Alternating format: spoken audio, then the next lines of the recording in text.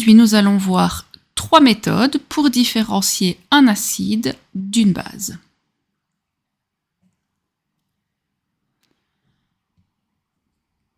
Première méthode que l'on peut utiliser pour savoir si un produit est acide, c'est l'indicateur coloré. Alors l'indicateur coloré, c'est une substance qui peut changer de couleur en fonction de l'acidité du milieu. Donc attention, ce n'est pas le liquide, le produit que l'on teste qui change de couleur, c'est bien l'indicateur lui-même qui va changer de couleur.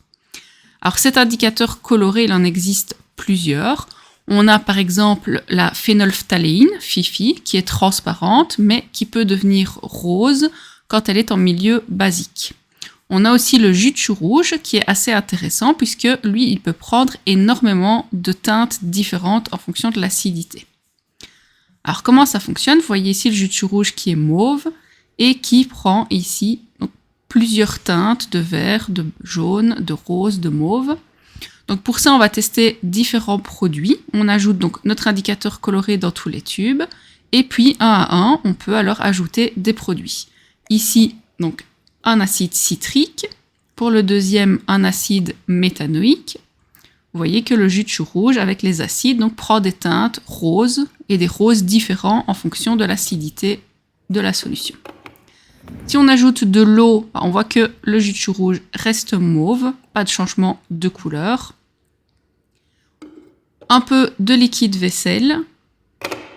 On voit que la teinte mauve devient un petit peu plus claire. De l'hydroxyde d'ammonium et on obtient un joli vert. Et vous allez voir que la couleur va changer au fur et à mesure de la réaction avec le produit. Et de l'hydroxyde de sodium dans le dernier, donc il prend une teinte vert un peu plus foncée que la précédente. On a donc tout un panel de couleurs en fonction de l'acidité. Du rose-rouge pour les acides, du jaune-vert-bleu pour les bases. Une deuxième méthode pour connaître l'acidité d'un produit, c'est le papier pH. Le papier pH, lui, va nous donner un chiffre, une valeur de pH, c'est-à-dire de potentiel hydrogène, de capacité à relarguer son hydrogène dans le milieu. Comment est-ce que ça fonctionne? Le papier pH, donc c'est une petite bande de papier jaune sur laquelle on va déposer 1 ou 2 gouttes de chacun de nos échantillons. On laisse réagir le papier et puis on vérifie. L'acide méthanoïque a un pH très bas. L'eau, on voit qu'ici on est proche de la neutralité, elle est légèrement acide. Et l'hydroxyde de potassium, on voit qu'on a un pH de 12. Une troisième méthode que l'on peut utiliser, c'est le pH-mètre. C'est un appareil que l'on plonge dans la solution et qui va alors nous donner une valeur de pH beaucoup plus précise que le papier pH.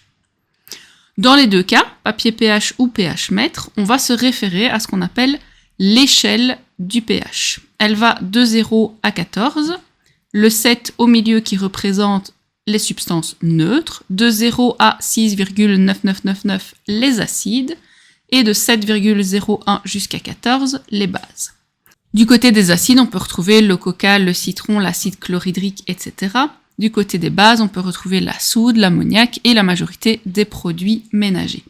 Attention, plus on s'éloigne du 7 et plus les produits sont forts. Plus les acides sont forts quand on approche du 0, plus les bases sont fortes quand on approche du 14.